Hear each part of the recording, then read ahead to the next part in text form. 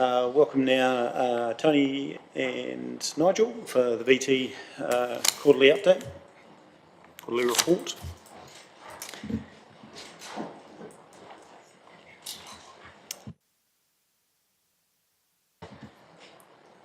And over to you. Okay, thank you for allowing us to speak here, Mr Mayor and councillors.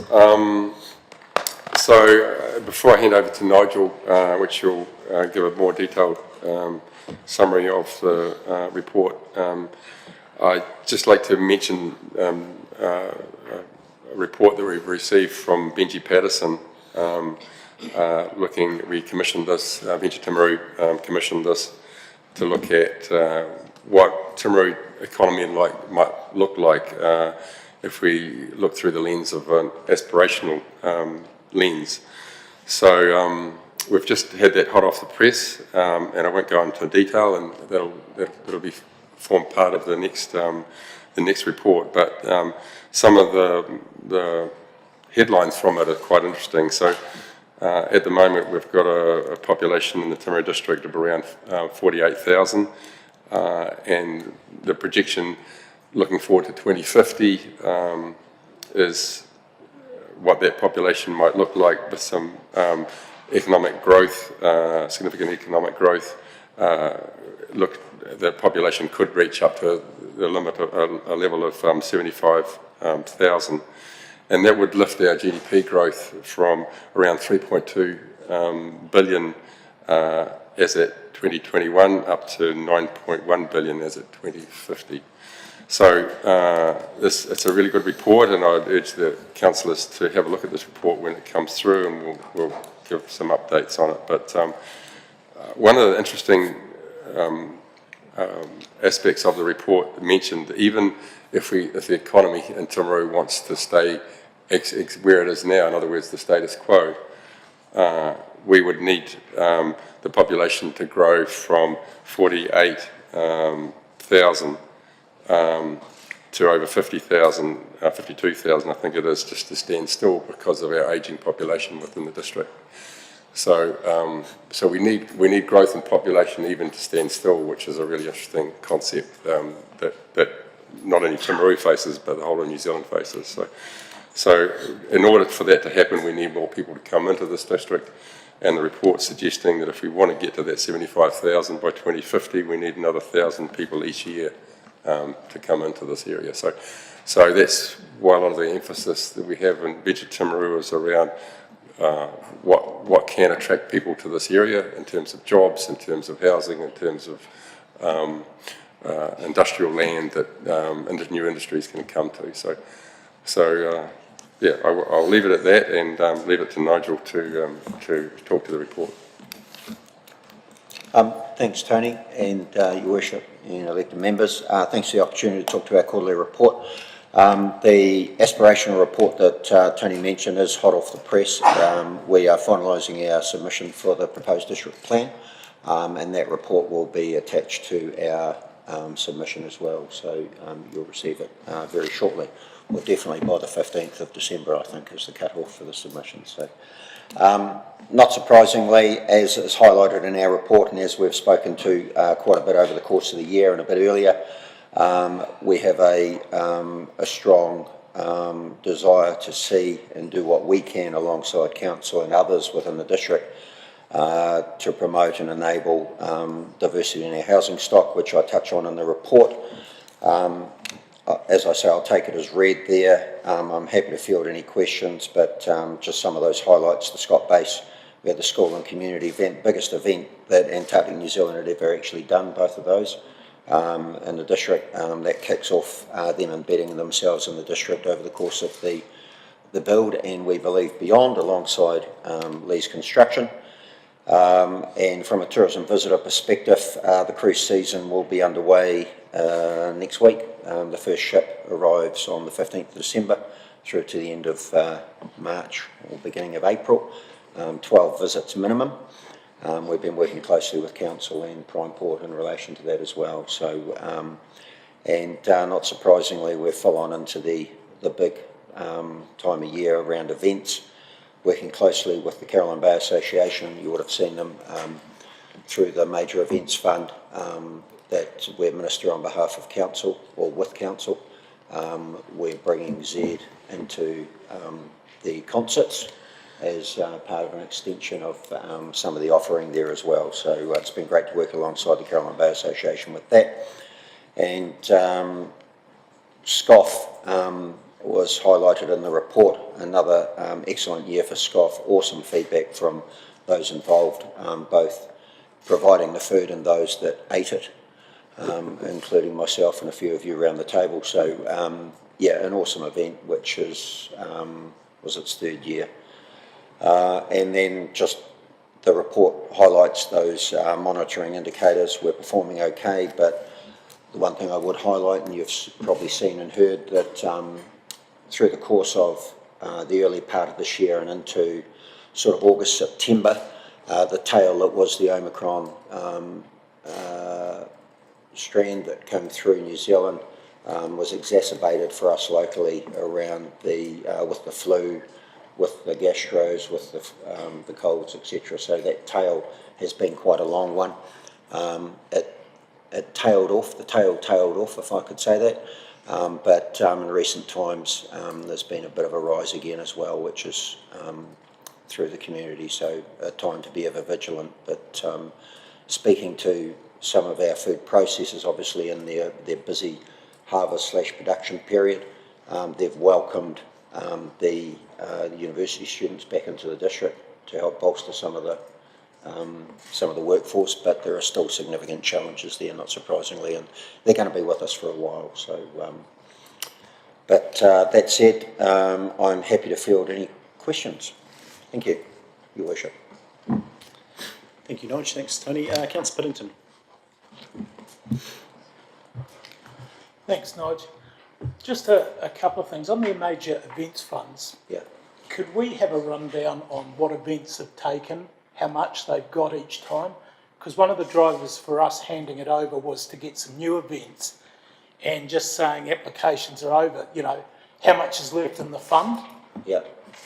The last quarterly report had a breakdown of the amounts that had been approved into who. Where we're at the moment is a lot of those events were approved back here, but they're underway at the moment, like the Rose Festival and the Caroline Bay Association. I get that, Nige, but it'd be good each time to know exactly where we are, because as a councillor you get asked, how much money's round, who do we go to, who gets it? Sure. That summary of the amount, like at this stage, those ones that are for the November round, which is the second round of the current year, there was about, we allocated, I think, about just over 200.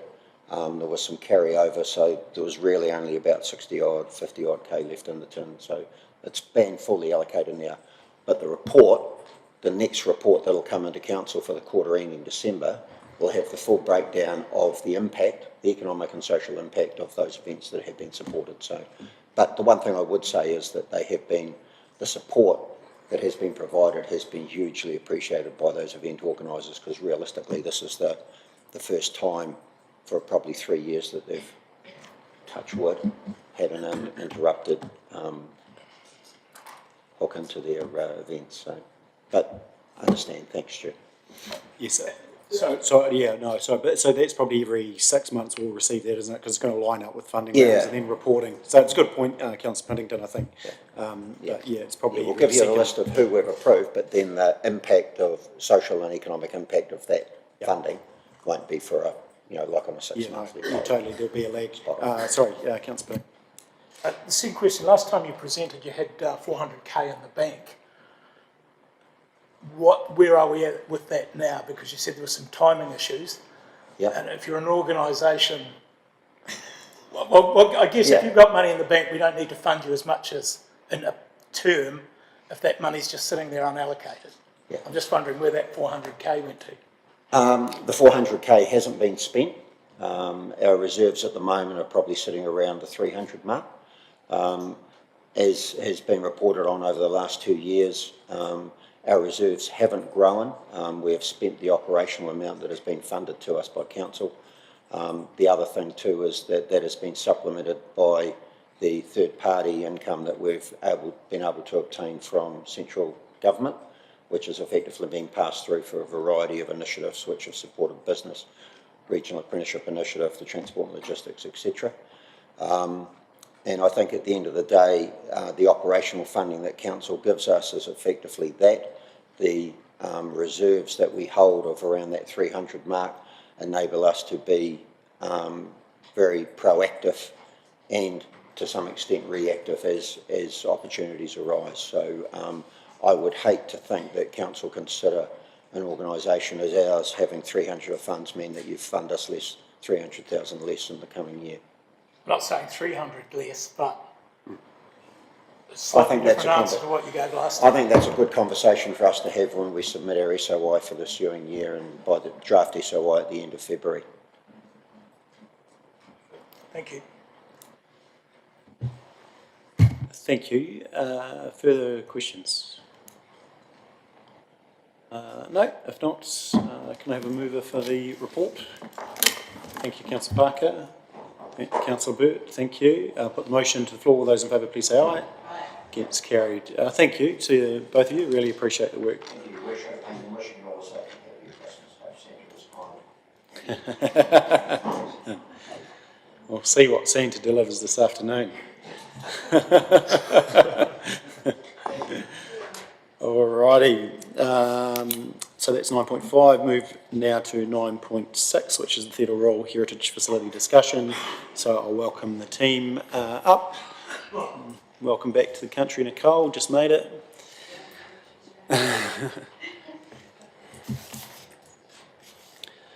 So what we'll do, just as far as a bit of format, we'll work through a bit of a presentation or initial update from the team. Then we'll consider, I'm sure probably the team will talk us through it, but we'll consider what we've heard today and submissions, and then enter into a good bit of discussion. And if we could just probably hold off anyone moving, any recommendation, just so we can get a lot of the questions that you might have out, and then we can move into a formal part of the meeting, just so everyone has a fair go at getting their questions answered. So I'll pass over to you. Thank you very much, Your Worship, and councillors, and to those online and in the public gallery today. So a big decision has been a lot of effort, time, people involved in 2 years of work to get us to this point. And I thought if I could maybe just spend a little bit of a moment reviewing the purpose and the reason why this project started in the first place, and the vision, and I'm sure those councillors who have been around for a while will and can join in and confirm some of this. So why was this project started? Rejuvenation of the CBD, to bring some life back to the main streets, to look at the revamping of our theatre, but also to bring the museum to another level and co-join. It has been a 6-year project and journey.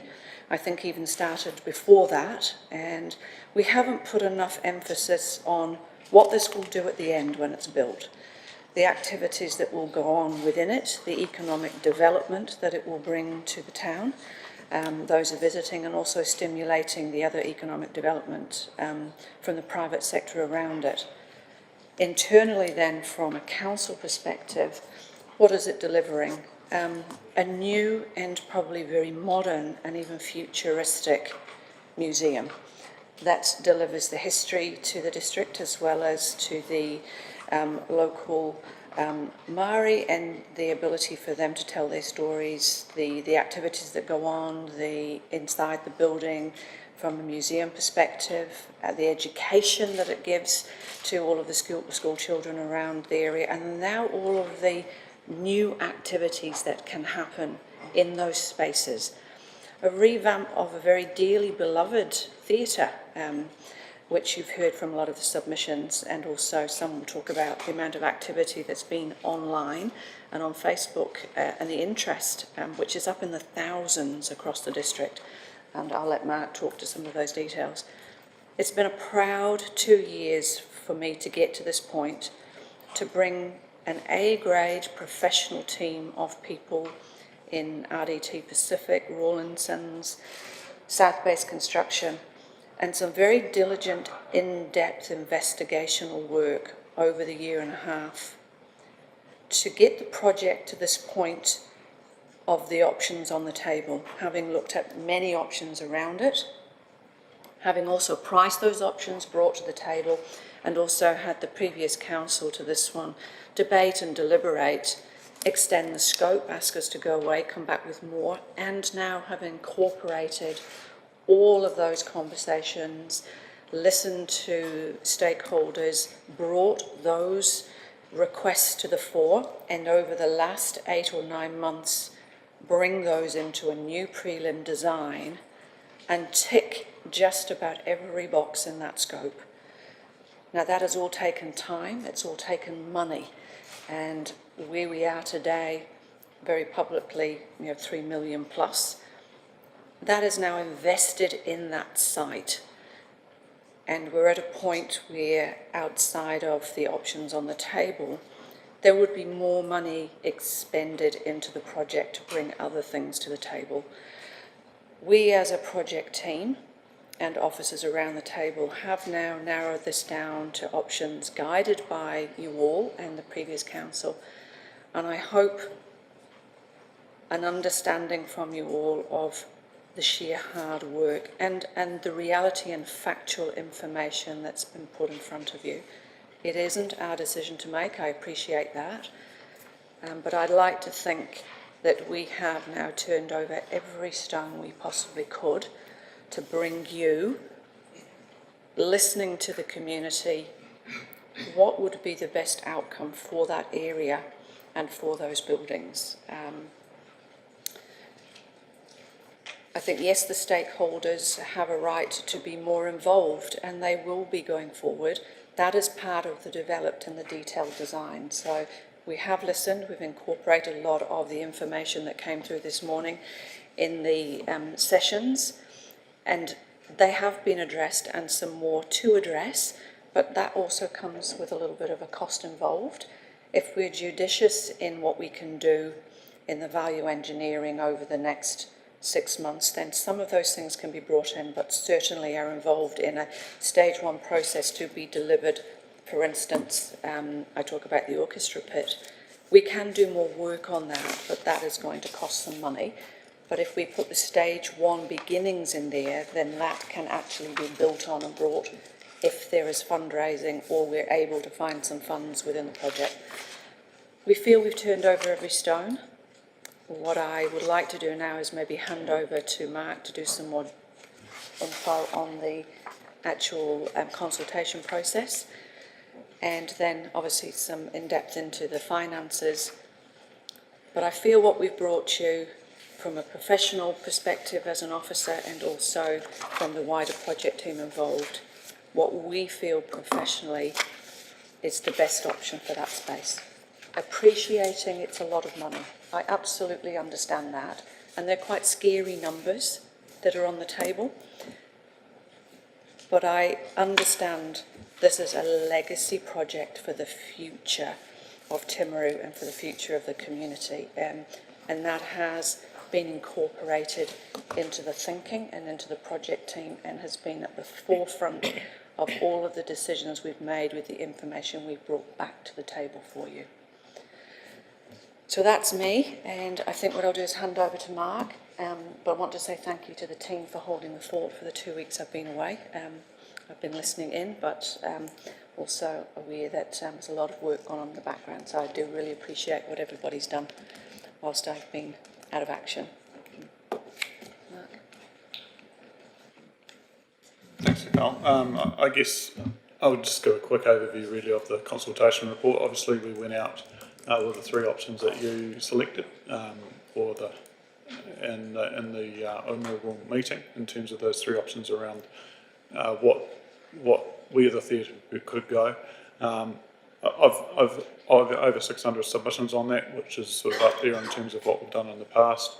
And obviously those we're heavily in favour of the option 1 in terms of the theatre project. And I guess that, that is only one of the consultations that we've had on this project. It's not the only one. It's been a conversation that's been ongoing for a number of years, ever since 2015 when we started talking, I guess, about the future of the museum and where it might go. So obviously, hopefully we can get to a combination today. And in terms of the results of that consultation, overall heavily in favour of the option one. The other options didn't really feature, but obviously a number of other people made comments around where they thought the project could go and other potential options that council could consider. And obviously in making this decision, you're acknowledging the weight of public opinion or feedback in support of that option, but also the work that's gone before, starting a number of years ago. So probably happy to answer questions on any of that. Maybe some info on the amount of people on Facebook. Oh yeah, sorry, yep. So we did get a bit of data today just on the impressions on Facebook. So obviously we use a range of mechanisms to get the message out across the community, paper, electronic.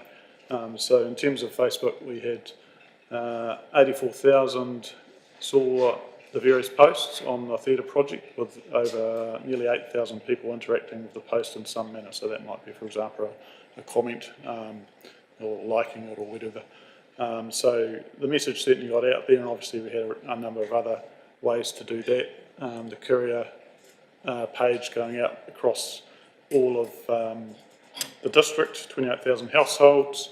We had a Saturday advertisement also in the Timaru Herald, and reminder adverts throughout the period of consultation, as well as the public sessions where people come in and talked in detail around the project and had their questions answered.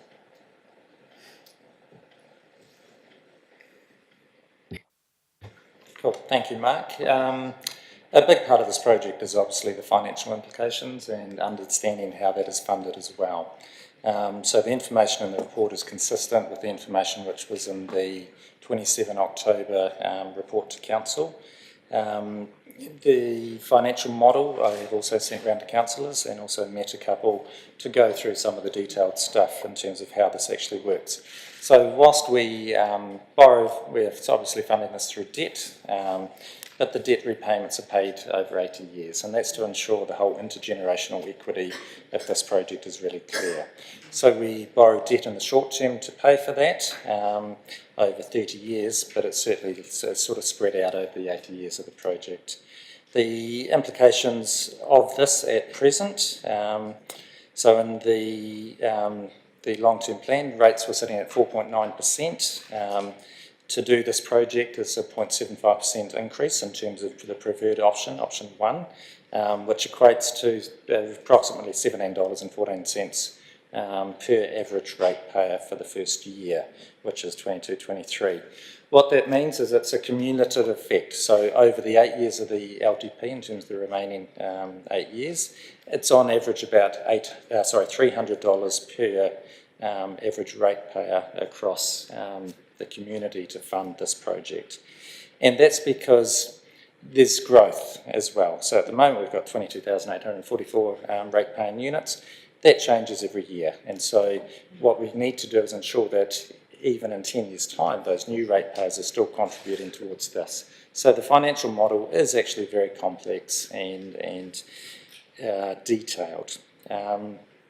We've tried to give as much information in previous reports around some of the other implications of other projects. So the commercial and strategy report on the annual plan was referenced this morning in one of the submissions. So that report tried to show councillors that if we did every project that was on the books as per the long-term plan, taking into account some of the cost escalations with those other projects as well, that the revenue to debt or debt to revenue would end up at about 2.77 times. That was really to illustrate to council that there are some funding challenges, and there will be some, as is noted in paragraph 43, that there will need to be some prioritisation and some decisions going forward into the next annual plan as well.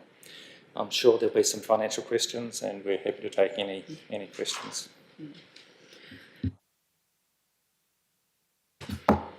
Alrighty, thank you. So we'll work around, try and get questions out of everyone, and then try and just step this forward. We'll go first with Councillor Scott. Thank you. I have a whole page of questions, but Nicole, just wanted to go back to a comment that you made, and I appreciate you weren't here listening to the submissions this morning, but a very common, oh, you did? Oh, perfect, okay. One of the common themes for me was that there were a lot of areas within this current design that are not fit for purpose.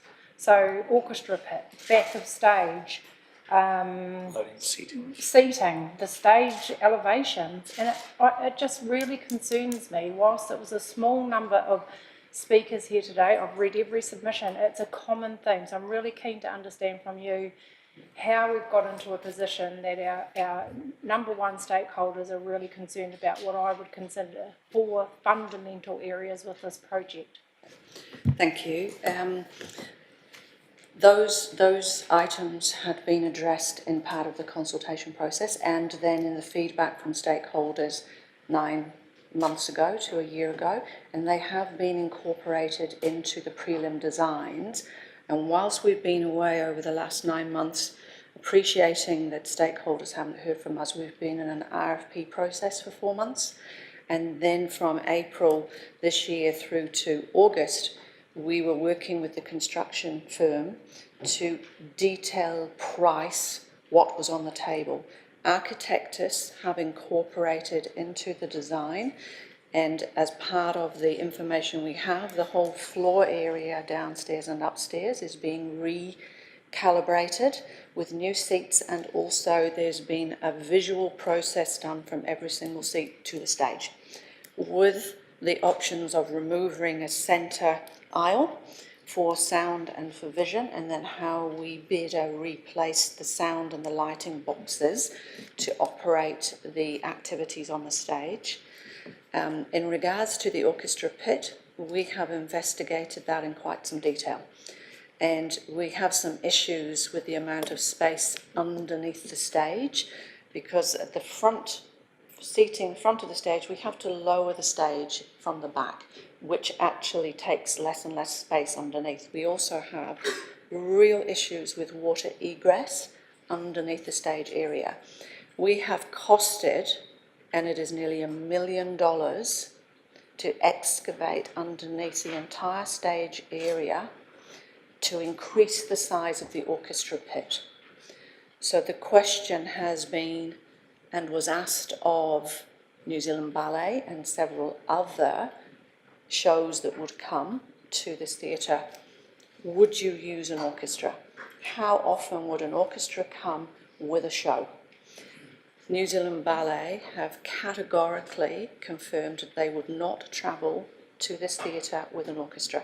That would happen in Auckland, Wellington and Christchurch only. They come in a van.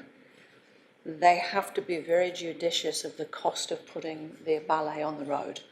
So there's only so much money available for a live, large orchestra to be incorporated to a show, and some other shows have been very similar in it costs them money to come and bring a live orchestra.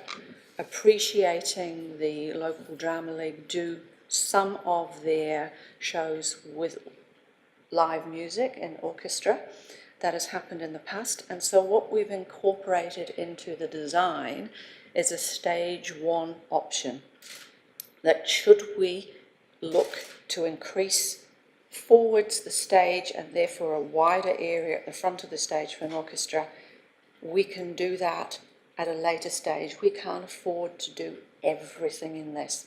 We were asked to come back and save money, and the enlarging of the orchestra pit was one of those areas.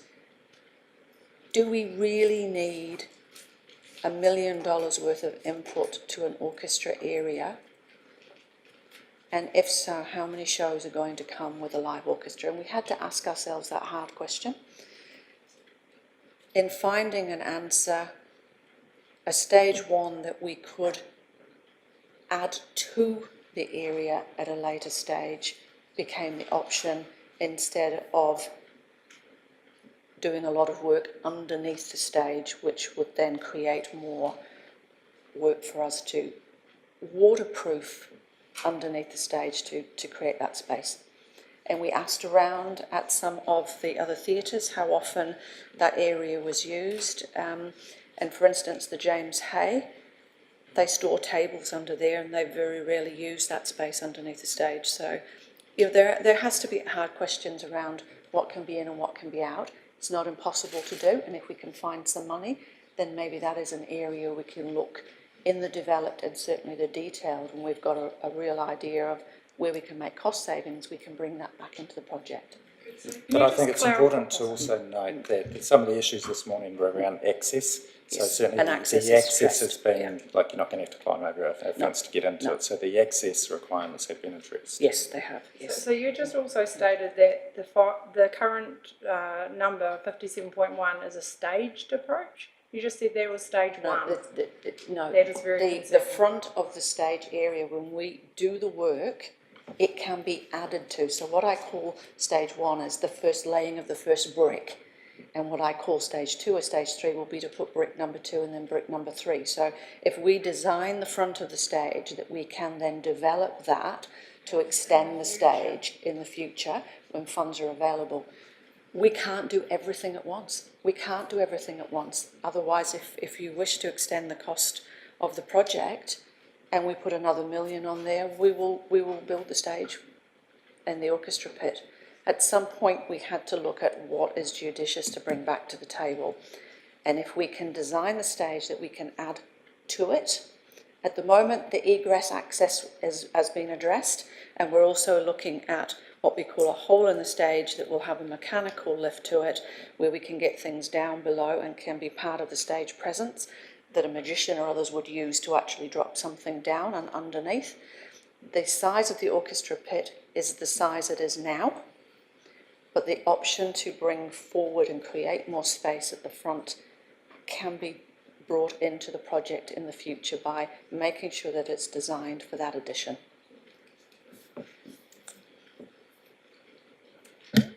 Councillor Jackson. Fantastic work you guys have been doing, and thank you for that, and thank you for all the information that you've been providing for us too. We heard during the submissions that the theatre in Ashburton in today's money was worth, I think, $10 million to build that, and yet here we are looking at a $57.1 million project, and we're talking about not being able to put in a $1 million orchestra pit. It seems to me there seems to be a whole lot of compromises that we have to make this theatre work, and it still may or may not be fit for purpose, and that's a concern. So the 57, and thank you, the 57 million is the entire project, and that is 3 million we spent to date. It includes a very healthy contingency and escalation number, and then it has the cost of the project team that are involved on the client side, so that's the TDC side, and then the cost of construction.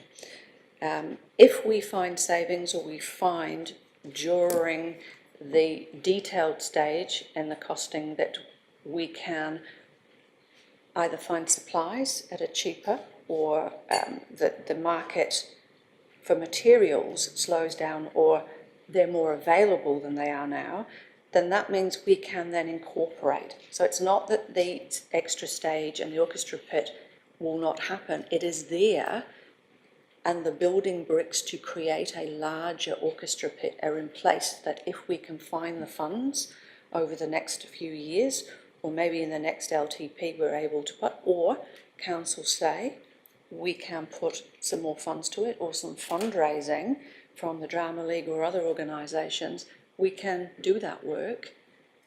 We've left the option there for it. It is built into the design. The option is there. We can certainly add it in, and it's there. If we can afford to do it, we'll bring it into the design. But it does not detract from the usability of that theatre. We've had a lot of specialists look at this, Marshall Day and others, plus the work we've done, and listening to the local stakeholders. There are many stakeholders that are not even in the room that come to use this theatre, and the orchestra pit was one of those areas that left. If we spend that money and we make it larger, how often is it actually going to be used? And that was a very genuine question we had to ask ourselves for the $1 million input. Thank you. So, something that, might be an opportunity for fundraising, etc. I would probably caution if something like that isn't in the initial build. It's no different than the covering over the sound shell stairs. We're future-proof for it, but with what's in front of us, it's not likely to be a priority for some time. So if these things aren't incorporated, whether it's in the detailed design phase and some other funding opportunities come, whether we future-proof to incorporate it or not, it's not likely, I don't believe, to occur anytime soon. So we just have to be mindful of that. Can I draw everyone's attention to Richard and Melvin's submission, which is page 255, and really keen just to work through, have you got a copy, or can I provide?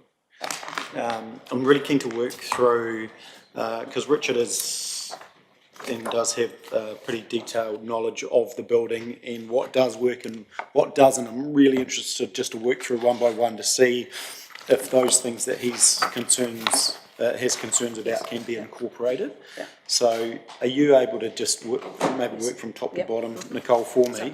Yes, so the port, so thank you, Your Worship. The port audience sightlines from the stalls, so that has been addressed. So Marshall Day and others, as part of the design through Architectus, have been and looked at the optimum height of the seats and the canter of the floor to allow all of those sightlines. So part of that was also to take out the centre aisle, so that has been addressed. So the low understage area small, yes it is. We've looked at the storage, which was one of the main motivators from stakeholders, and we are able to put the storage of items and lighting and parts, not to say that we will have as much equipment on store as previous, so that has been addressed. There will, and it allows an area of storage to become more of an orchestra area underneath the stage, so it won't be part storage, part orchestra pit. It will now be all orchestra pit under the stage, and the storage will go elsewhere. So the small orchestra pit, appreciating, yes it is, and holds approximately 11 people for a show. Again, we come back to how often would a large orchestra pit, how much live music now comes with various shows? We had to ask ourselves that question. We've built in the opportunity to increase that orchestra pit in the future by laying the groundwork in the design for that addition. The terrible orchestra pit access, yes, that has been addressed. As a fire issue, it has to be addressed. That was not something we could ignore. So that has been taken care of in regards to 3 ways now to access, 2 via stairs and 1 via the stage. No recessed truck loading dock with deck level for flat load. That has been addressed. The truck will be at the docking level, which then goes to the side of the stage and also designed to the stage. So part of the first of the ground level plans that you looked at during some of the drop-in sessions are all on one level. So the truck comes down and backs to the trucking dock, and then we've had a very large increase through that whole building back and through to the front of the theatre all on one level. So that addresses that area. The difficult truck drive-in access, that has been addressed with the trucks that would come off Barnard Street, pull in, and this is 11 metre fixed wheel truck. This is not a small truck, this is the standard size large trucks, pull in off Barnard Street, and then they back down onto a flat area straight to the dock. If we had 2 trucks that were coming and servicing a large show, then the first truck backs down, the second can pull off the road, wait, the first truck goes and the second truck comes down, and then the first truck can actually park in. So we can accommodate 2 large trucks, but not both at the same time at the docking station.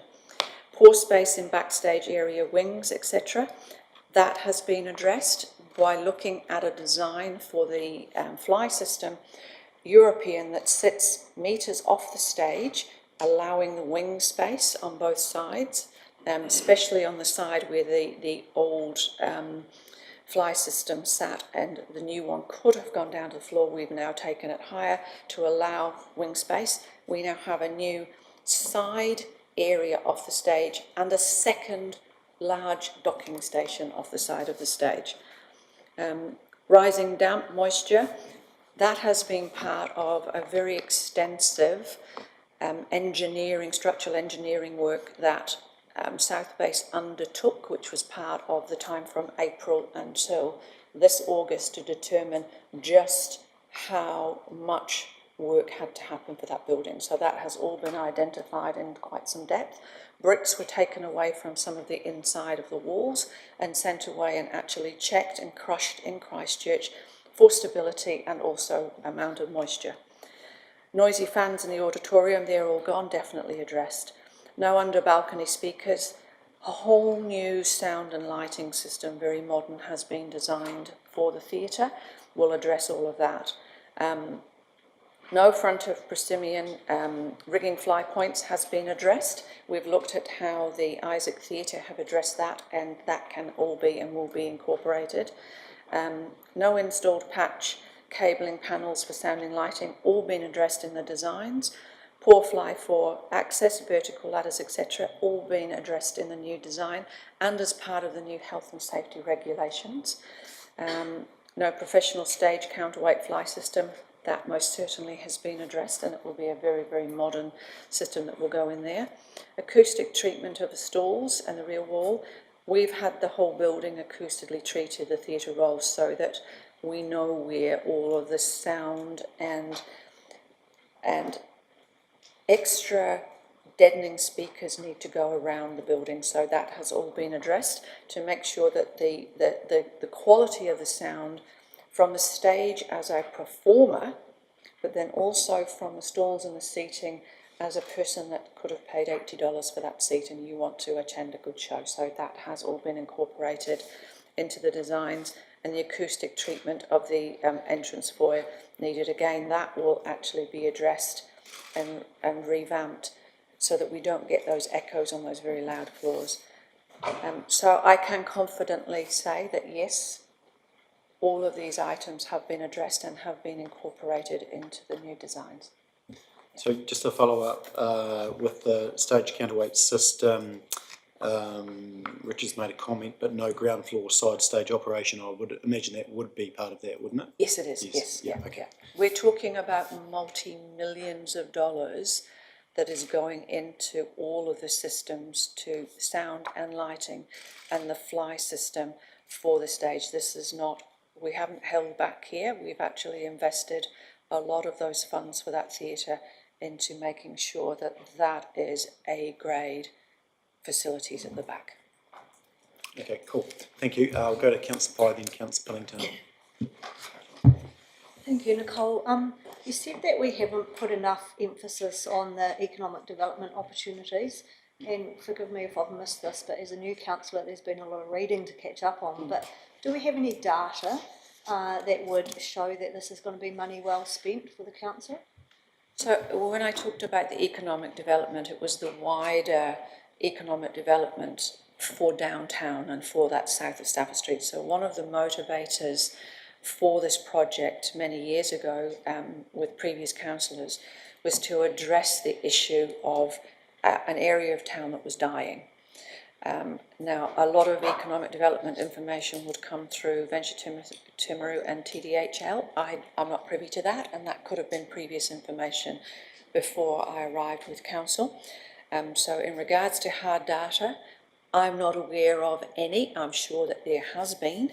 But at the time, the development, I don't believe, and I stand to be corrected by Bede or maybe our mayor on that, the driver was to address what was happening in that area of town. It's multi-complex in what it's doing. It's motivating the private sector with an investment of multi-millions of dollars. That puts confidence in the private sector to invest their money. We've already seen that with a hotel across the road. and what is happening with one or two of those other sections in that area. And they're live, and there's interest, and people are now looking. Council investing in that area gives other people confidence. They get to feed off what we're doing in the footfall that will come to a building like this.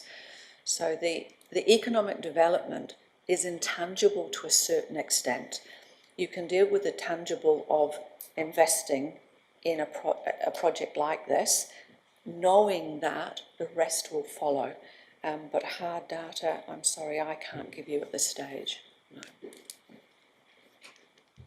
Thank you. And I think there may be, and that's a question you never know what's the future holds, but some of the work that South Dunedin did, and Council played more of an enabler role in some of that activity down there, but it stimulated private investment. And the thing is, you never know what tomorrow brings, but that's the idea, I guess. But to your point, data is preferable to have. Councillor Piddington. Hi Nicole, appreciate the time everyone's put into this, and we've come a long way to get where we are, but I'm still not sold we're doing the right thing. Most of those theatre people this morning came and said it's full of compromises. You talk about an orchestra pit, for an example. How stupid are we going to look after we built it 3 years later, going in and pulling the stage up to dig under to do stuff again? But I mean, a couple of comments this morning, it's a 100-year-old theatre and it's not fit for modern purpose. So I don't want to be doing a whole lot of compromises. The wings aren't big enough. Way back we went from 30 to 40 million because we were going to bowl the back off the house and build a brand new piece on the back which would have satisfied the local theatre group. And you kind of narrow it down when you say they're only one user group. We used to throw them the keys and they would look after any international tour group, anyone that came. So to me, they're kind of the experts locally on what will work and not work. You know, I think Ella Thomas said heritage is starting to overshadow the theatre, and that we're that concerned with keeping the bricks at the back, we're forgetting about the functionality of it. The wonderful Bev Green from Temuka came and said, she watched 2 shows, one in the Theatre Royal, she couldn't hear or see, went to the purpose-built Ashburton one and had a wonderful time 2 nights later. So I just wonder how many compromises we're going to do to deliver this. And while you say we are delivering the space, it's not in the area the theatre people and users are telling us they need it. You know, a green room right round the corner doesn't work for them. They need room beside the stage, which would be delivered if we bowled the back, or dare I say it, perhaps we should be looking at something new. And I'll talk to Jason about finance, but I'm just concerned. I guess your narrative is totally different from all the narrative we heard this morning from the users. So I'm not sure how that matches up. So thank you, Councillor Piddington. In reviewing and the local drama league, along with a lot of other stakeholders, fed a lot of information through various consultation processes to develop the scope. And when we came back with the first prelim design, and as you're aware, and we did a lot of work with the Drama League, we extended that scope to take care of some of their concerns. We addressed of that, and in this design we have widened corridors, we've extended the amount of changing facilities, the accessibility, the access, the wing space, the side space off the stage, as well as docking. We have looked at storage. We can tick every single box of the scope and the extended scope that we were asked to go away and work on over this last year, which was the original option that we brought back. That sat at $62 million, which was to remove the back of the stage house as well as the changing rooms.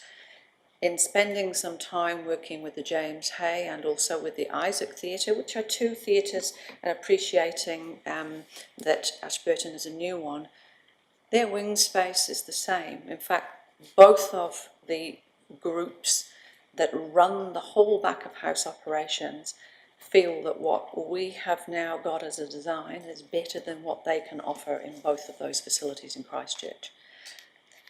I feel we have ticked all of those boxes for the stakeholders, appreciating it's not a new building, but everything that's going in it will be comparable and is new. It's high spec theatre, high spec sound, high spec lighting, brand new seats, warm, modern brand new changing rooms right the way throughout on 3 levels with green rooms, extensive rehearsal spaces in some of the areas next to and in the heritage building. I haven't, and unfortunately being in the air, I've caught up with the YouTube of the sessions this morning. I feel that we have addressed all of those issues. It's not a new building, it never will be a new building because it is a heritage building, much loved by many people, theatre goers as well.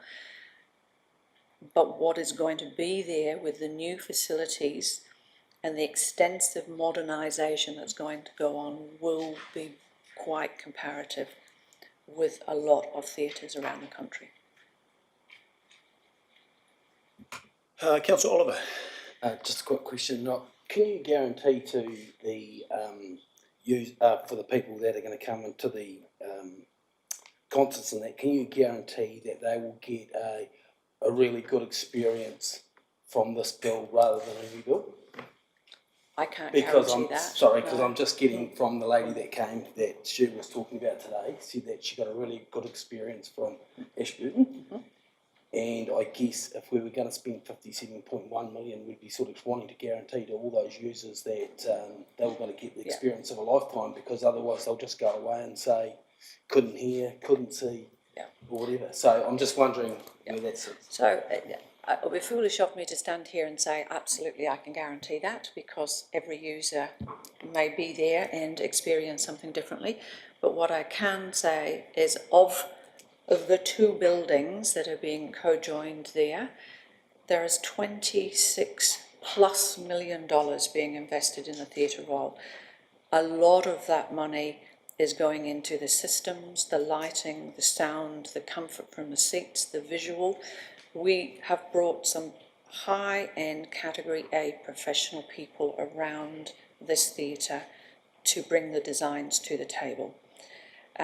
I would be thoroughly disappointed if they were not able to bring that experience to the table for those multi-millions of dollars we're investing.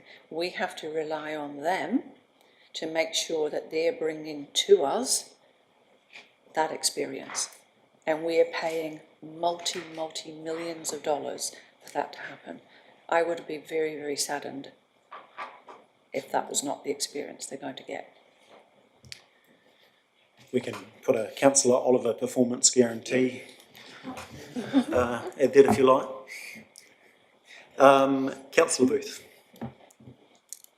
Thanks, Mayor Bowen. My question's probably around the consultation, probably towards you, Mark. I note in some of the submissions that they were unable to select anything other than they had to select an option, otherwise they couldn't make a comment. Now, how long did that last? And I understand that it changed. So they get a big red thing saying, sorry, you've got to make an option. You've got to take an option before you can make a submission. Certainly wasn't something that we were made aware of, and we didn't put any requirement on the online form for them to select an option. So some people didn't choose an option, and you'll see that they put their own sort of comments about what they thought was appropriate. So from our side, that wasn't something that we were made aware of by anyone. So the website was set up so you could at all times, you didn't have to select an option to actually make a comment. Correct. Correct. Yep. Are you sure? Well, as sure as I can be. Well, if I said and I mean, often case. it's not necessarily our issue, it might be on the other end in terms of the systems that people have. But, you know, we had over 600 submissions. A a majority of them probably came electronically. That wasn't an issue that we were made aware of at any point. And I see also at the end there's another option which wasn't actually on the submissions. So was that added at a later date, or was that where did that come from? Is this in the report you're talking about? Yeah. So that's really for the decision-making report. So obviously the options that council agreed on as part of the consultation were those option 1, 2 and 3 that we went out with in the consultation. In terms of the decision-making around the report, obviously we've presented those to you, but you still have the option of making a decision outside of those options should you choose. Yeah, I guess That wasn't an option that we were asked to consult on. another option. So that was, yeah, okay. So I guess I'm just a little bit concerned about also the consultation with the key stakeholders. We heard from them this morning, and they would appear that they haven't been engaged properly, and I guess that's something probably in your tent there, Nicole. I also note that we consulted on a number of $17.14, and since I've requested further information around that, that's based on interest rates at around about 3%. So we sort of know that actually that's not going to be the case. So, and also the fact that we're not actually, there's no interest in being incurred until 2025. So in actual fact, if we start doing something, say next year, we will actually be compounding debt, which is not actually that smart. So, you've got in there in year 2025, 1.2 million as an interest expense. Really, and probably that's based on 3.07%. Now, when this report came out to us, interest rates were actually up around 4.5%. So we actually should have had the proper percentage rate in there, and it should have been on the higher side rather than the conservative side, even though it may have been based on previous assumptions around the long-term plan.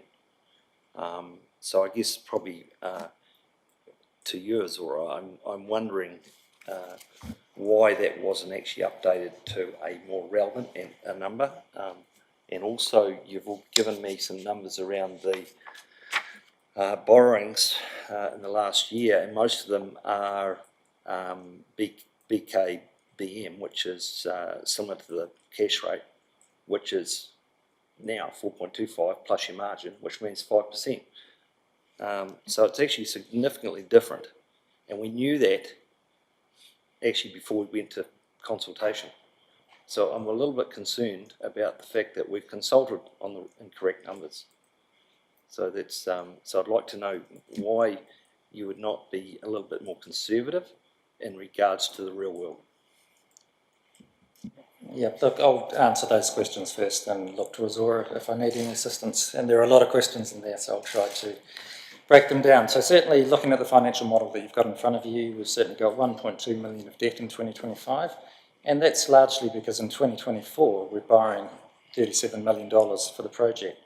So in terms of 2022, 2023, we're getting $11 million from MB, so we don't need to borrow at that point. In the back end of 23, 24, that's when the borrowing sort of kicks in. So in terms of the financial model, we're paying interest when it's due. So we're obviously not wanting to take any debt out before we need it. So I just need to correct that. In terms of your other question around the cost of debt, so the model that you refer to did have the interest rates in there at sort of anything from 3.07 through to 3.47%. And as we know, interest rates have changed. So at the moment, we've got 72% of our debt is on fixed interest rates. Some of them are down at the 2.09%, so they're fixed until 2029. So we've been very smart in terms of the debt that we're taking out.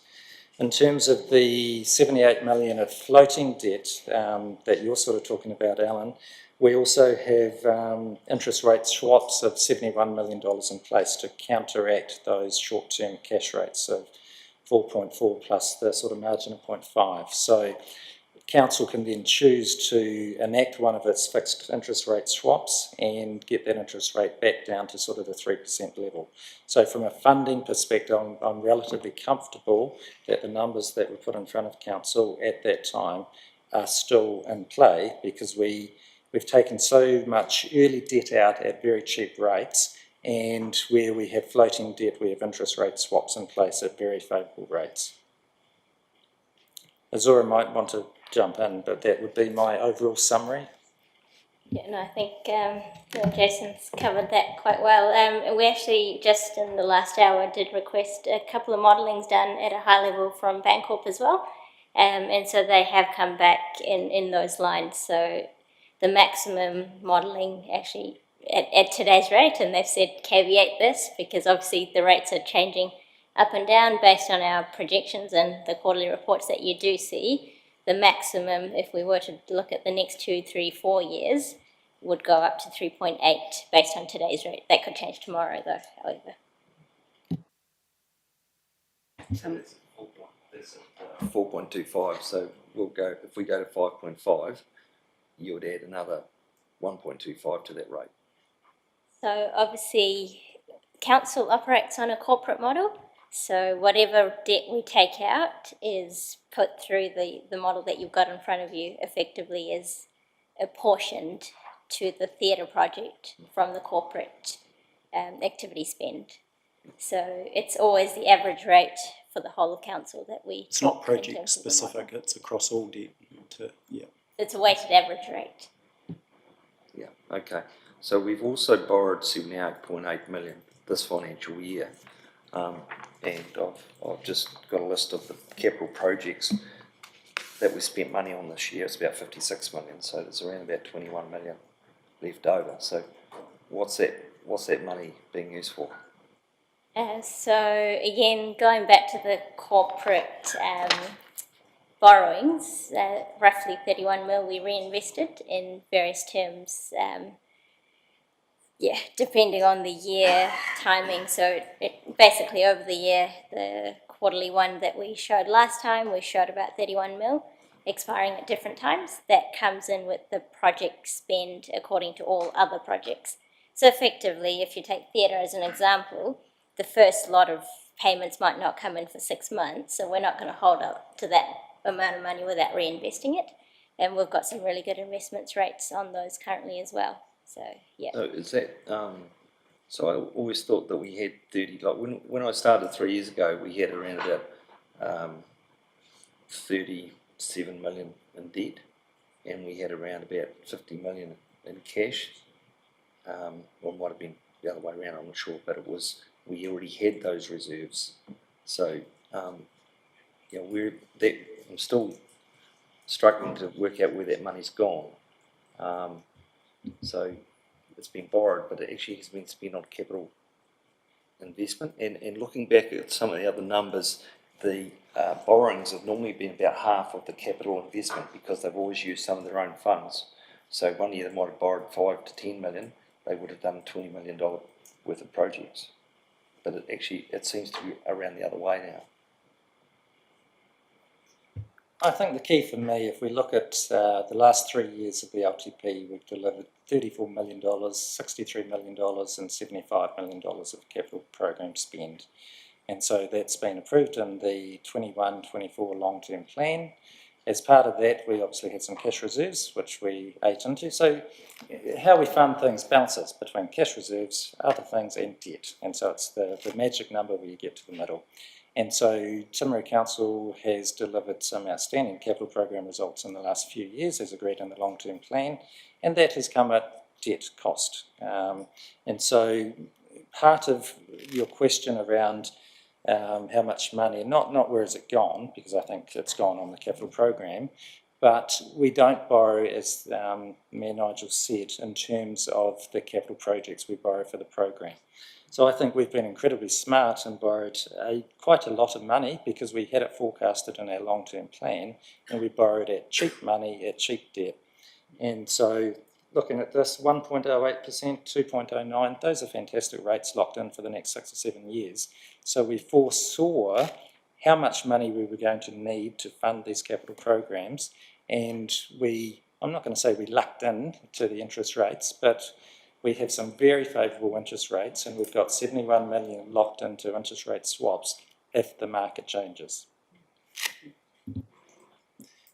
Thank you. I'll go now to Councillor Councillor Booth, could you just jump out? Thanks.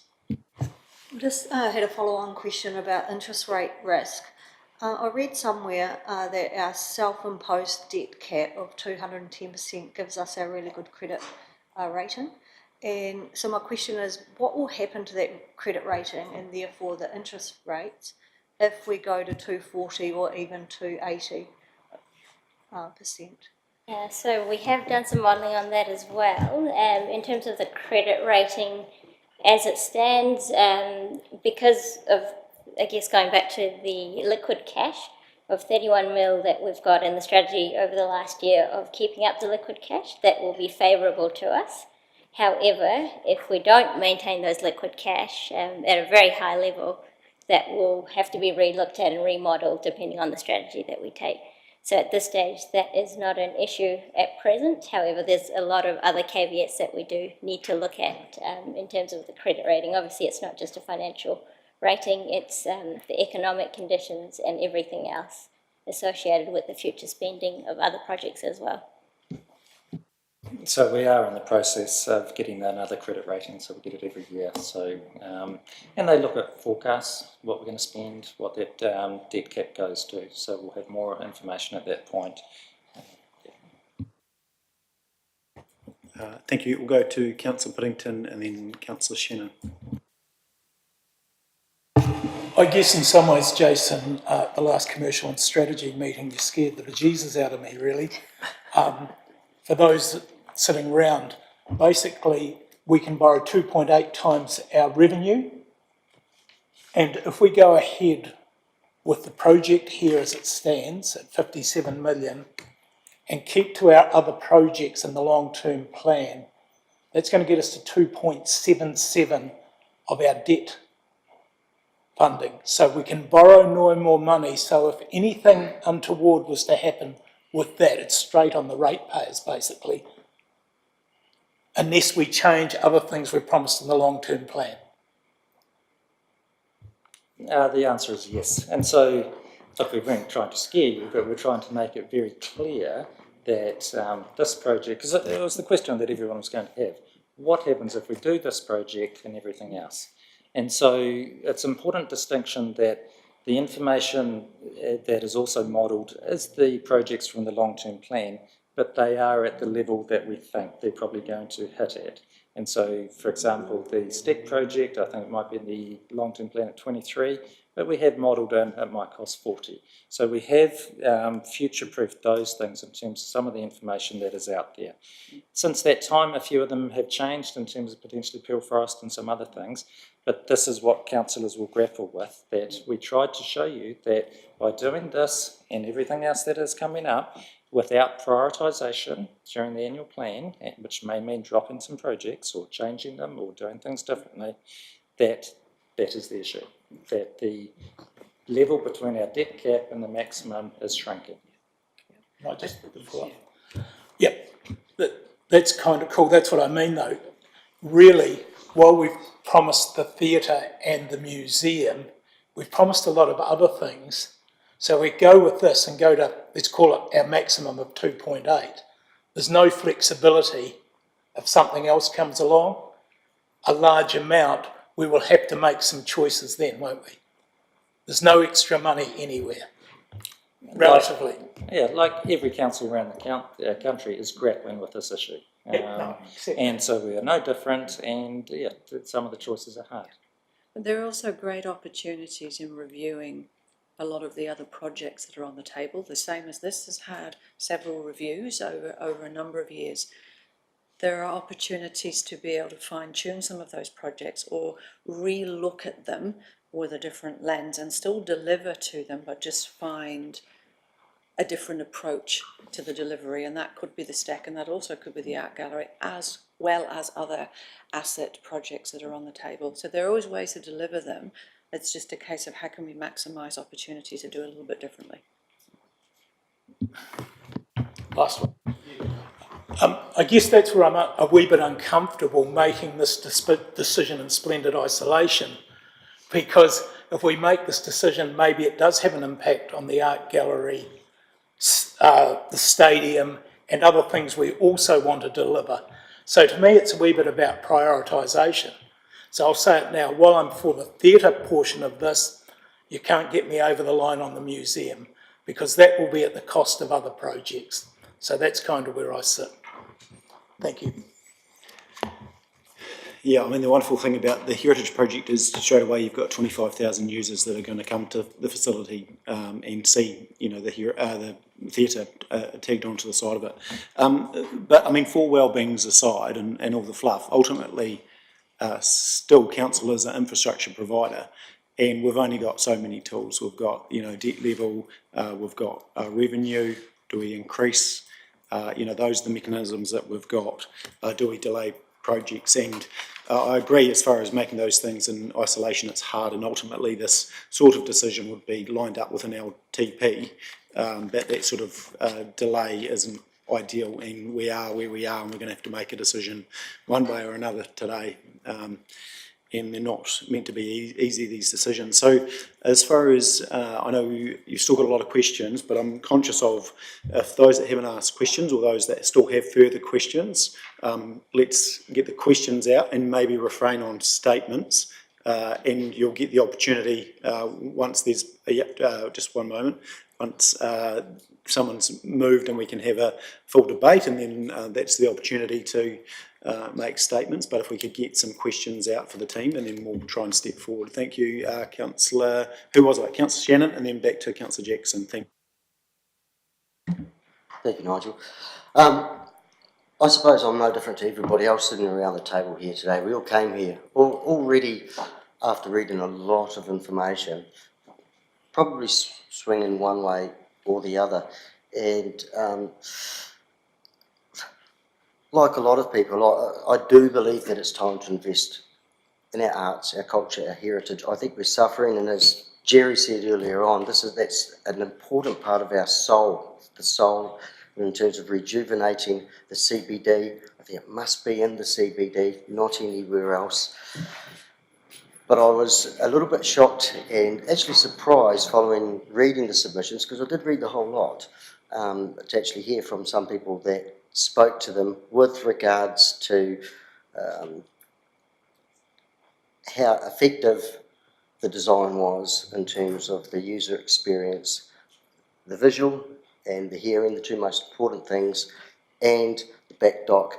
And I'm sure, like other councillors, started to think, I wonder if it would be more cost effective to knock it down and build it again, to build an Ashburton sort of thing. And I know you've already spoken to Councillor Jackson about this, but I'm still not feeling reassured that the current design at the back of house does meet all of the Drama League's requirements, or if in fact what you have presented there is even better than what they understand and what they're used to working with. Like you talk about state-of-the-art, modern and what have you, that some of these ideas are sourced from around the world.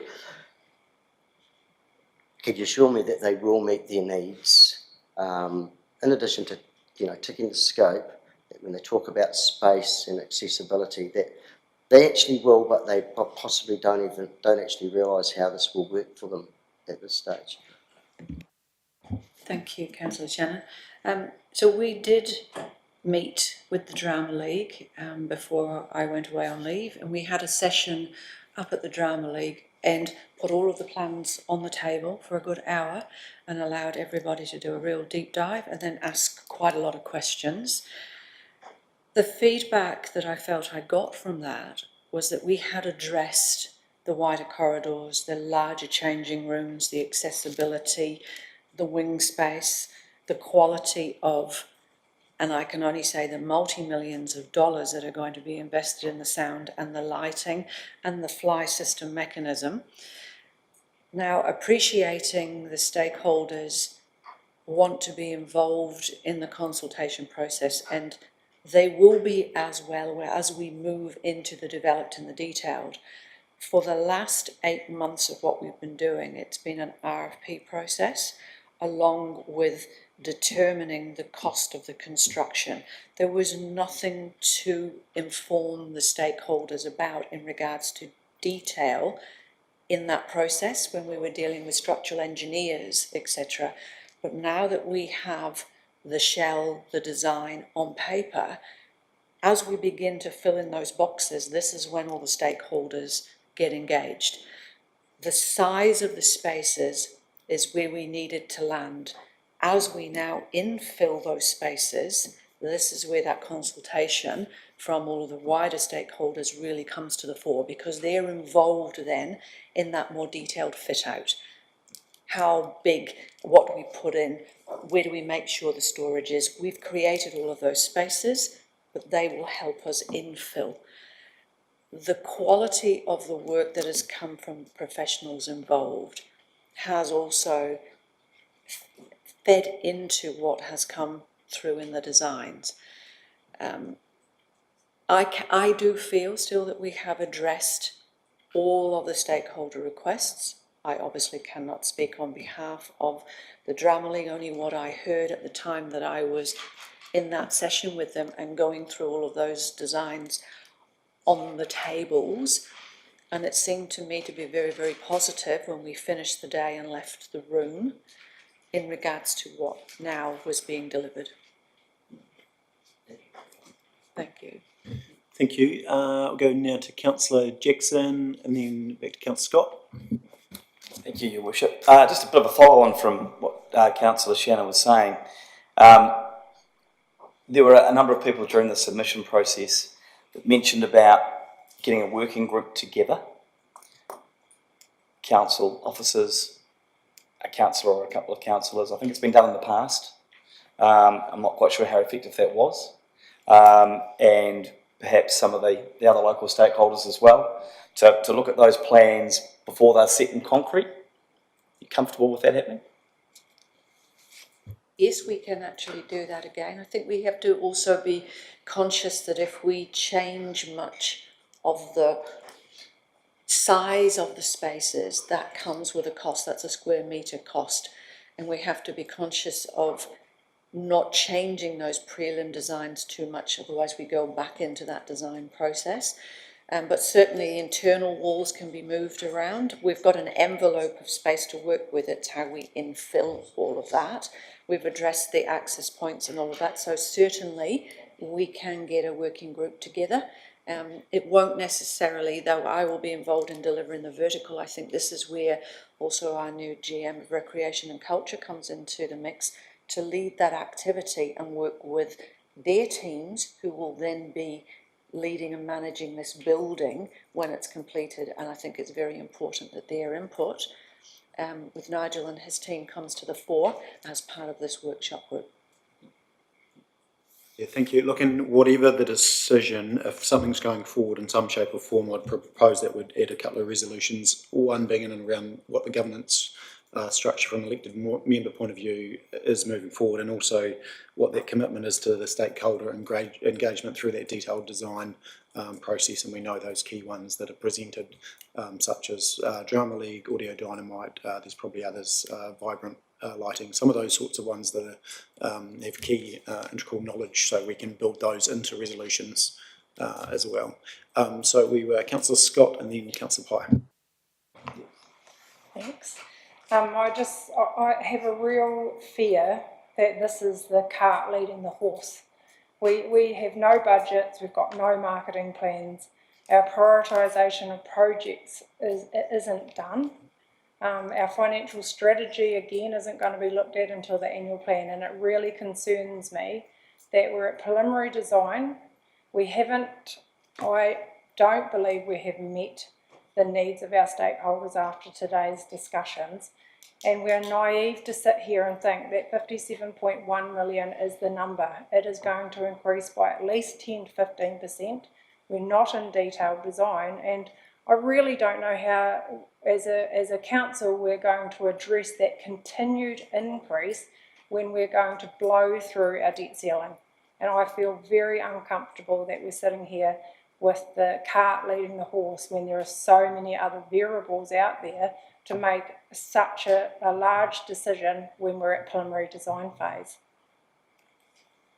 Thank you, Councillor Scott. Though we are at prelim design, it's the second prelim design. So we've actually done an awful lot of work over the last year and a half on 2 prelim designs. The second prelim design has been based on the first.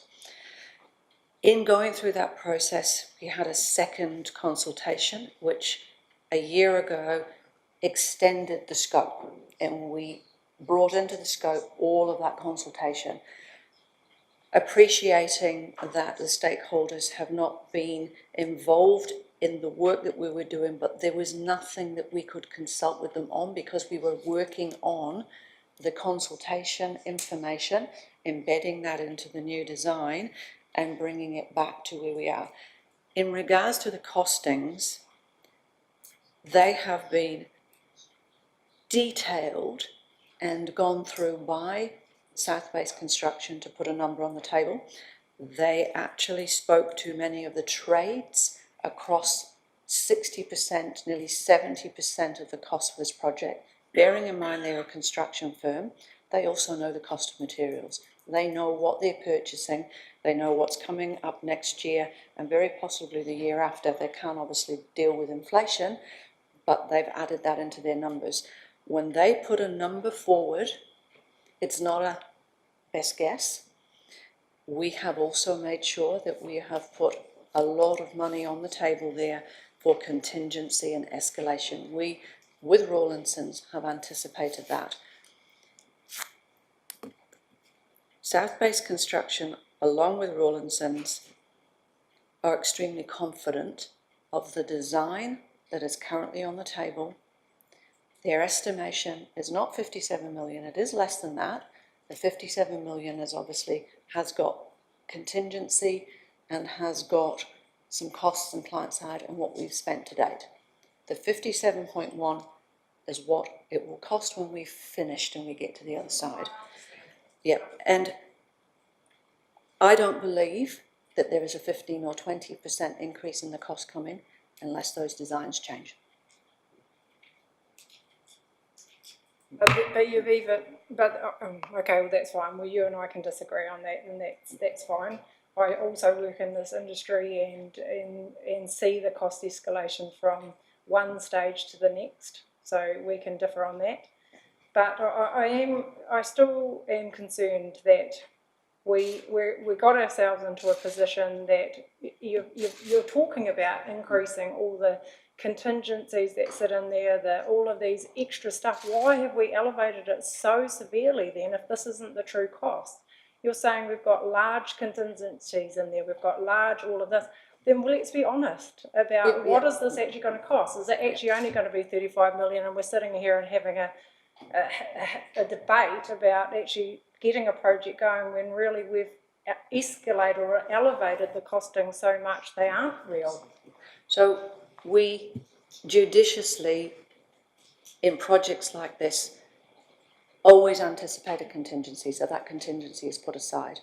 What I've also done as working with the team is anticipated any further escalation given what's happening in the wider world, and we've looked at that for this year and next year, so we've anticipated that. If that does not come to fruition, then the project cost should go down. But we've anticipated that in the future. We have put that on there to make sure that we don't get another shock in 6 months' time when we start to work through the developed to nail that number. South Base have confidently, given what they know at this stage, without going through the developed and into detailed, what they feel this is going to cost them to build. Now, they do a lot of work around the Ministry of Education and many other buildings, and this is how they put a number forward. We then, in the developed, working with the stakeholders and others, infill with some more information in regards to that finer detail. They then can put a stake in the ground in 6 to 7 months of exactly how much that is going to cost. Right now, unless there are unknown unknowns to the construction industry, to the state of the Theatre Royal, but they've done so much investigative work, I don't think there's another stone left to be unturned there.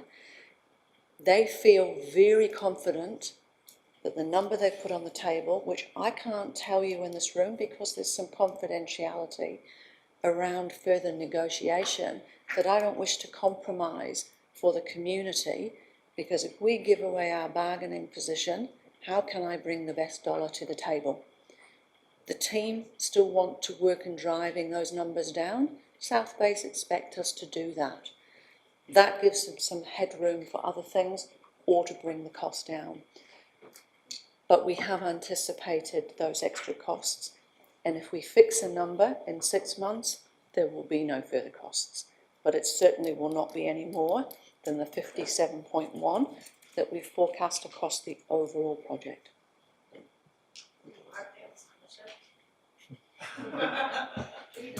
It's on. It's recorded.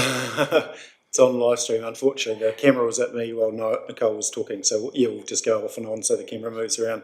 So we're going now to Councillor Pye. I'm conscious that some others haven't spoken as well, and then we'll come to Councillor Booth as well. So Councillor Pye.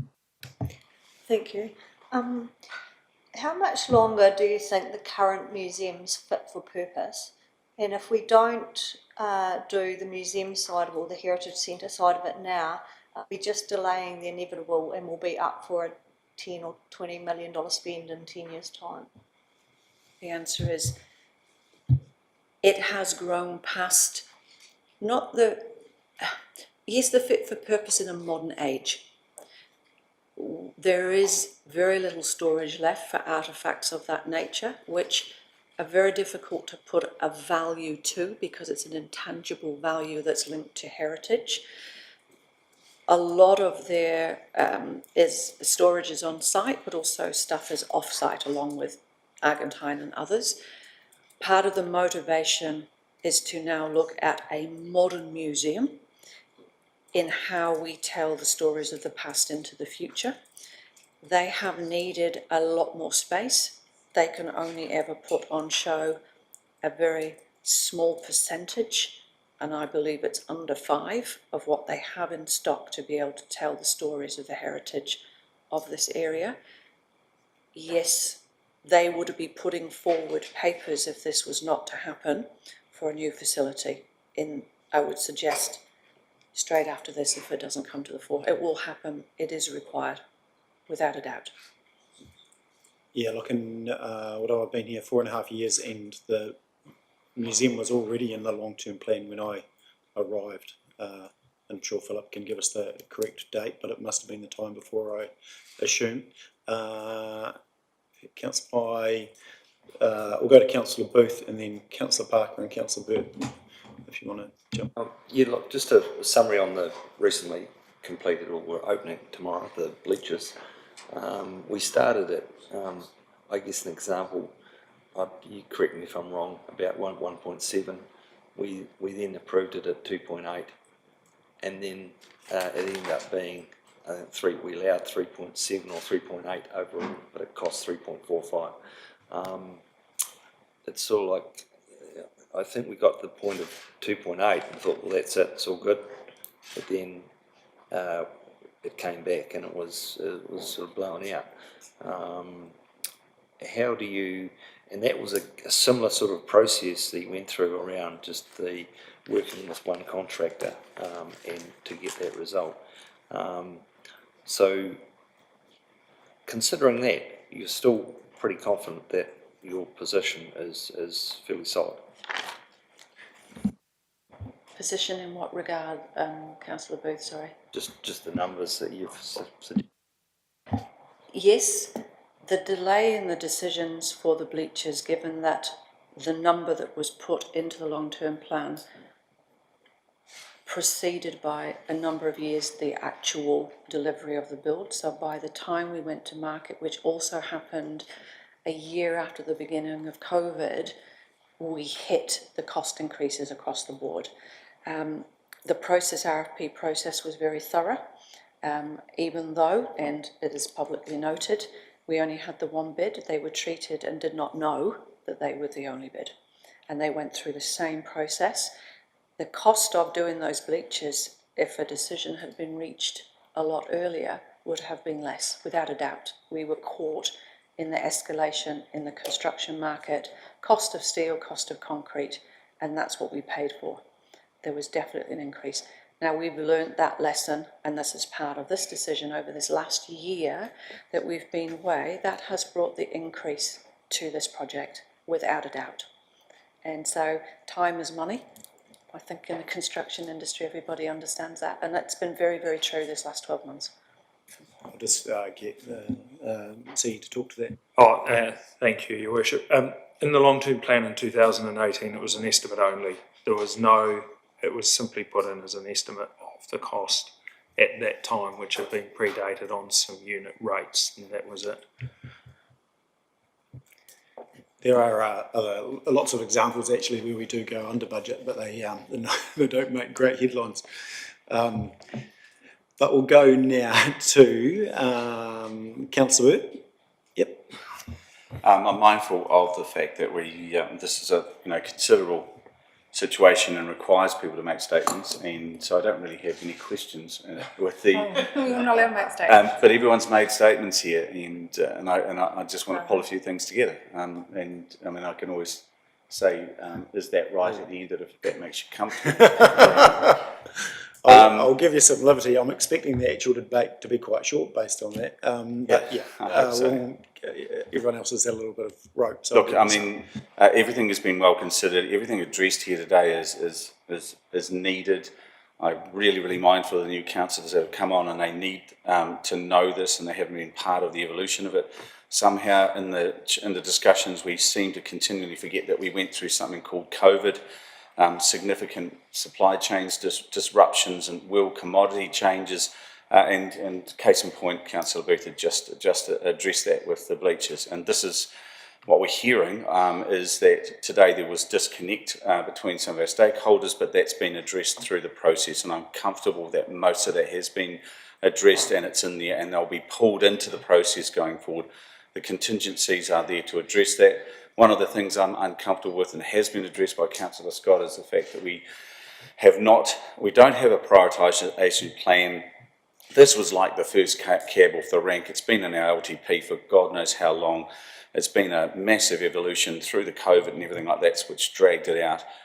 So yes, we're going to have to make some hard decisions going forward. If we make a decision on this to go forward, then yes, we're going to have to cut our cloth, and certain things in LTP are going to drop off. Am I comfortable with our debt cover and what we've done there? Yes, I am.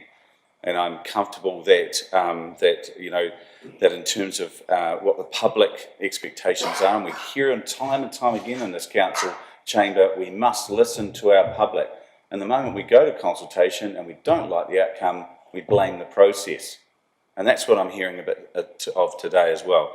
We've got to be mindful of that. We went out with it. We've had 2 lots of consultation, and if you're going to vote against this based on your preference for another project, that's a shame. But I mean, we all have a right to do so. I am comfortable where we've landed. It's a shame we don't have a prioritisation among the councillors for true transparency. But in terms of what we have here today, we need to make a decision based on the consultation we've done with our public. Thank you. Yeah, look, we do. Is that right? That's. We do have a prioritisation effectively through the LTP, and where the budget's set. Look, I'll give Councillor Parker the opportunity, and then I'll be pretty keen for us to move this forward. Thank you, Mayor Bowen. I don't really have any questions as such. Just the concern about being fit for purpose, the orchestra pit once again, for total accessibility. I'm gathering if there's going to be a lift, then people in wheelchairs, walking frames, prams can access that. Just another concern with the viewing of the seats, if there's no tilt down the bottom level, and if the stage is flat as well, how well is the user experience going to be? I think for adding cultural wellbeing into our society and into our district, it's an important part. I think it's really important that we bring the stakeholders on the journey, and we do need to look at prioritisation of other projects moving forward. And I think it will be looking at those cultural and leisure projects. That's where I sit. The project of microfiltration for our water is very important, and I would not like to see that pushed down the track at all. But so that's where I would see that would cut our cloth, or would look at the level of service that we're currently providing to our ratepayers. You know, is there any movement with our level of service? So not any questions as such, but just making sure that it is a fit for purpose user experience. It's for the people. That it will be. Yeah, thank you. Yeah, thank you. Look, I'm pretty keen to some of move it forward. Look, I just remind you that I think this decade very much is for this council and different councils, albeit different places in time. But I think we've done so well with our horizontal infrastructure over the years, and this decade is about catching up on the community facilities, and that's why we've got so many of them in front of us, and there are going to be some hard decisions around prioritisation, and we've got annual plan and LTP ahead of us, and there's going to be some good debates around the table on how we achieve, but I'm pretty confident that we can achieve maybe not all we want for the community, but there's going to be some compromises. So look, that's it from me. Is there anything else from the team to add? And then I'm pretty keen for us to move into debate, and that would require someone to move a motion, and we can formalise something. So call for a motion. No one will be judged. Councillor, this is what you're here for. That's the hard decisions. Councillor Jackson. 632 submissions. I can only assume that those people that didn't make a submission want us to make a decision. That's what we're elected for. That's 81.49% in favour of option 1. To have that preferred option there, as Aristotle said, there is no great genius without some touch of madness. So I had to get that in there. So I'd like to move that we do move forward with option 1, which is the wishes of those people that submitted. Thank you, Councillor Jackson. I will just deal with the first recommendation by itself. Yes. Yes, thank you. Councillor Burt. So second it. Yeah. Cool. So I've got to move it with Councillor Jackson. Councillor Burt has seconded it. The record, we're all good. You've just spoken for the motion effectively, Councillor Burt, so I'm comfortable with that. Further discussion, would anyone else like to speak for or against the motion? Councillor Pye. I'd like to speak for the motion, but I wondered what the process is around having some caveats around that. So to quote Chris Thomas this morning, I feel as a new councillor we're in a compromised position, and if we don't support it, we'll end up with nothing, and that concerns me, and that's why I think we should support it. But I want to have some reassurance or some control around how we control the cost from here, how we meet the expectations of the community and make sure it's fit for purpose, and whether there's some opportunity to reduce the cost for council by fundraising or having some community input, and how we're going to have a really strong focus on our debt moving forward to make sure that we have got some buffer, not that we meet that debt cap, but we've actually got some room to make some decisions in the future. Thank you. Thanks, Councillor Pye. And to that point, I think we'll deal with number 1, but I think there's a whole lot of other things we do need to tidy up for those points, if that is to go forward. So I think Councillor Scott, I agree with Councillor Pye. There needs to be some rigour around the next steps. I'd also like to see the budgets and marketing plans developed now, not in July. We need to be really looking at that now. And I think that prioritisation of other projects should commence. I think that is we need to be making informed decisions on that next phase when it comes in February, that we really all are in agreement on those next steps. Yeah, perfect. And that's what we will work through with the annual plan. So, and look, I'd go to the point that we need to look at capital projects. I know officers might not enjoy me saying this, but line by line, don't want to quote a Wayne Brown or anything, but you know, that's probably where we're at, and we do need to have a pretty good look at it. Councillor Shannon, if you're not speaking against the motion, because I've had 4 speakers now speak for the motion, so that would normally be enough, but I'll give you some liberty if you wish to. Thank you, Mr. Mayor. Yeah, actually speaking for, again, supporting what Councillor Pye and Councillor Scott said, and looking ahead to February, I think we need to organise now appointment of councillors, or at least 2 councillors to that project team, to ensure that we're not just being reported back to once every 6 weeks.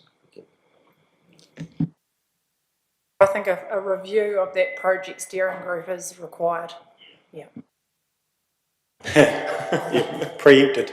Actually, perhaps, Bede, would you just like to speak to some of those finer points in regard to what resolution might follow? So thank you, Your Worship. So if you, just to address, and very comfortable getting it refined or amplified, but that there would be to your point, Councillor Pye, about how do you manage, and well, a number of you, how do you manage the costs? That's through the project control group, and that would have a governing body members on it in addition, so that there would be a project control group with some officers and governing body members.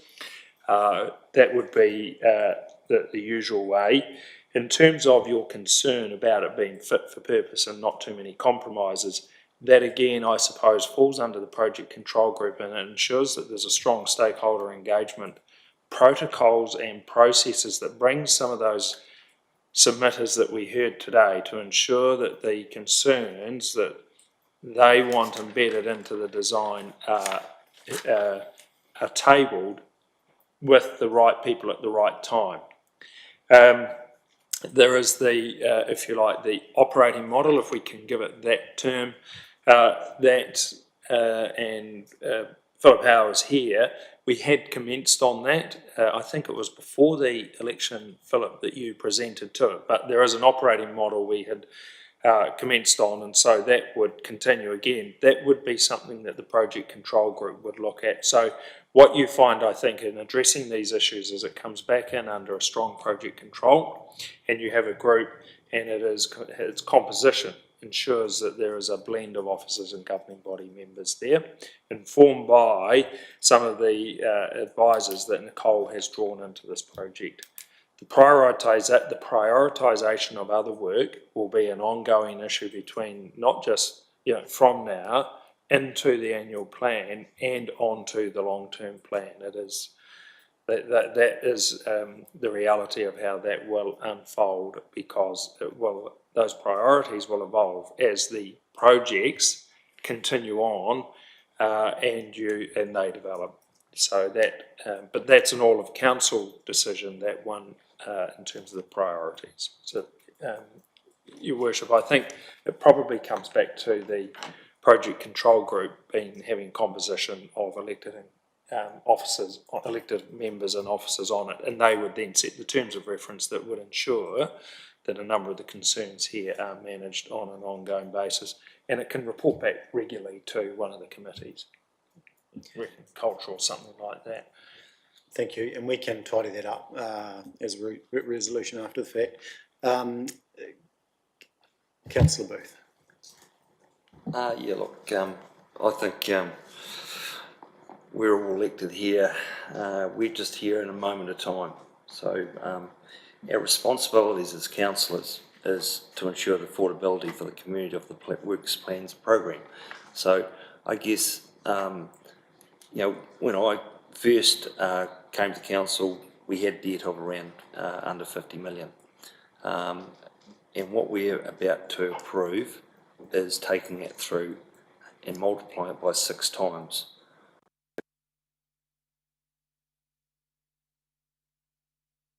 And under 1 multiplier. Now we are talking about in the next 6 years taking it right up to the max, and that's based on 75% of the projects being completed. Therefore, the whole 100%, we averaged this year, I believe, over 90% of achievement in our projects, yet we're actually only factoring in achieving 75%. That means that we are potentially going up to 330 million. So you need to ask yourselves and have a look at yourselves and think about the fact where you're taking this council. 50 million up to 300 million. And we are here just in a moment of time. And perhaps you won't be here next time. But you will have settled this district with a huge increase in costs and debt and the lack of a place to go for other councils and councillors to come after us. So I'm very concerned. So that was speaking against the motion. You're factually incorrect. Taking 30 to 330, but that's fine. That's I'll take that as an opinion. Any further, Councillor Piddington? Yeah, look, I'm also speaking against the motion, not because I don't want the culture, the theatre or the museum, but I'm concerned that this will take our debt cap to 2.8%, which we're making a decision now that will affect our ratepayers. Because things happen we don't expect, and when we can't borrow any money, it's straight back on our ratepayers. So when the rate rises come because of this decision and the lack of prioritisation of other things in the long-term plan that we've agreed to, we're going to have to slice them somewhere. So that's the reason why I'm voting against the motion. Thank you. So, Councillor Oliver. Yeah, I'm just here. I'm going to vote against the motion as well.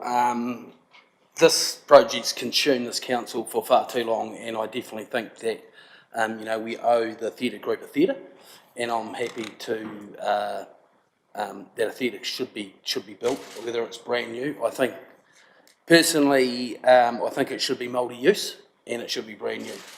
So that's why I'm going against the motion. Cool. Thank you. I think we've all had enough discussion to talk for and against, so I'll just call for a division straight up and we'll record the motion. I'll put the motion now. All those in favour, please raise your hand.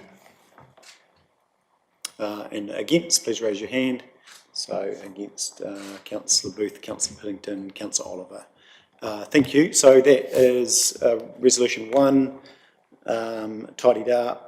And so there's 2, 3 and 4. I'll just read them so we know what we're agreeing to. Council officers to commence negotiations with South Base. Number 3 is note the officers intend to present the detailed design contract for option 1 to 10P in 2023, and then 4. And so we might tidy those up with the resolution altogether. So I'm happy to move those. If everyone's comfortable. Sorry, Councillor Piddington. Just in that motion, is that within the existing budget? So yes. Negotiations, if it comes back, to your point, Stacey, and it's another $10 million, what happens then? So you're talking for 2? Yep. Yes. No, I'd be happy to amend the motion to your point, Councillor Piddington, very well picked up.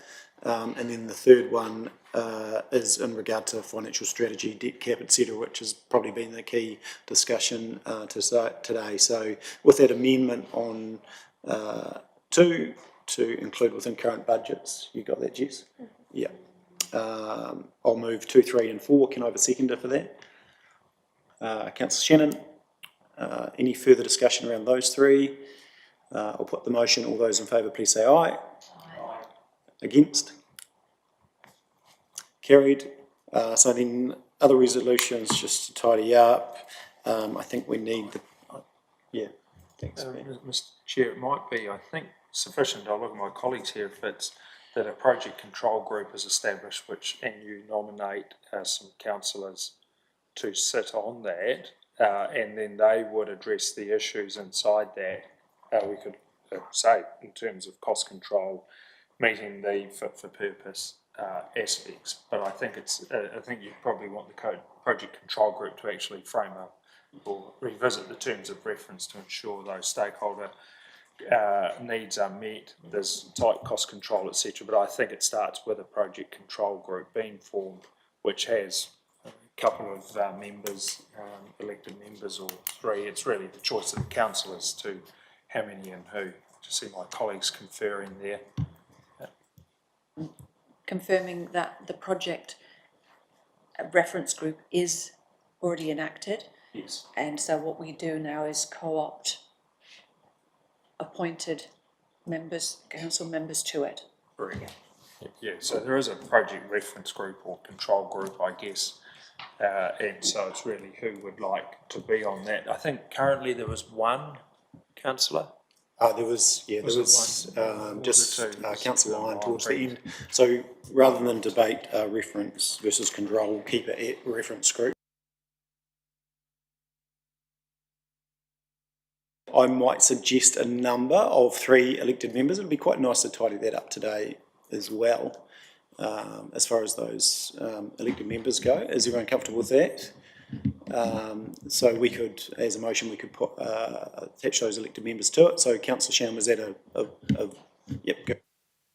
I would like to nominate or suggest Councillor Scott to that group. Yeah, totally. Look, can you raise just a hand if you're interested? I think that makes good sense with your skill set. Councillor Jackson, Councillor Scott, Councillor Piddington.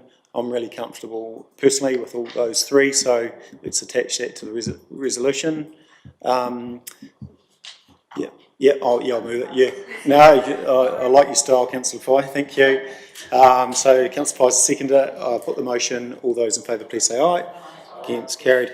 And so there's just 2 other things that. So do we need to tie this up by resolution? There was 2 things that were raised. One was commitment to stakeholder engagement, and does that come from the reference group, or do we need to have a resolution to that point, which I think wouldn't be the worst thing in the world, and also the fundraising element that was raised and could certainly be of value to explore. I think we can address the workshops through the reference group, so we can form there, and the times and when to do that. So if we could hand that to the reference group, the project team will be there, and we can work with elected members in how we set those up, some for design, some for particularly the fit out works, but very happy to bring that to the reference group. So as far as those elected members that just got themselves another job, are you comfortable with maybe addressing that stakeholder one, which I think is key, and that works well by me with the 3 that are there, and also maybe the fundraising gets picked up in that as well. Comfortable with that? Yeah, okay, fantastic. Where's the budgets and marketing plans sit? Because that is another key factor in this. Oh, yes, no, sorry. I need to know that No. Sacred Heart Primary School can have their prize giving there, that the South Canterbury Drama League can have their shows. I need to know that the Sport Canterbury can have Jump Jam. Good point. Very important. So I think that's probably a further resolution that we have effectively maybe a marketing operating plan, develop back within a 6-month period. I'm conscious also that there is money in the budget, so although some of this work may perceive from our point of view that it's not done, there is work behind the scenes, and also there's money attached to OPEX in the budget for further FTEs, etc., in the years when the new complex is open. So some of the budget is there. I appreciate that, but if I look back to the Sea Bay days, when it came, I wasn't obviously in council, but I was part of the team that helped support that project. It was brought to the council fully ready to go, tendered, detailed, and we even knew as a ratepayer that it was going to cost me $4.50 to go for a swim. That is the detail that our community deserves to know, that it is affordable. And so all of that work was done, and I would expect this project to have the same level of detail. So you're comfortable that a 6-month period as far as that detail? Too long? I think whoever was it, Chris, told us all of the events that were happening in Ashburton this week. Surely we can, he said there's 100 usable days. Surely we can investigate. I'd say we've probably got some of that high-level work done anyway, have we? Some has been done, and as part of the reference group, we had a line item to begin those conversations and assign them. So that will be something that Nigel, GM of the Recreation and Culture, will pick up and move forward with the team that will be managing and running the operations within the building. So absolutely will come through that reference group. Okay, so don't need a further resolution, or, okay, so expectations is early in the new year, you can help influence that, Councillor Scott, through the reference group. Okay, there's no going back. Okay, thank you. I think we're pretty comfortable, we've tidied all that up, so we'll move now. Thanks, everyone. We haven't missed anything, have we? You're all good. Thank you for all the work. Yeah, a lot of work's gone into that, so I appreciate all that, so thank you very much. We'll move now to 9.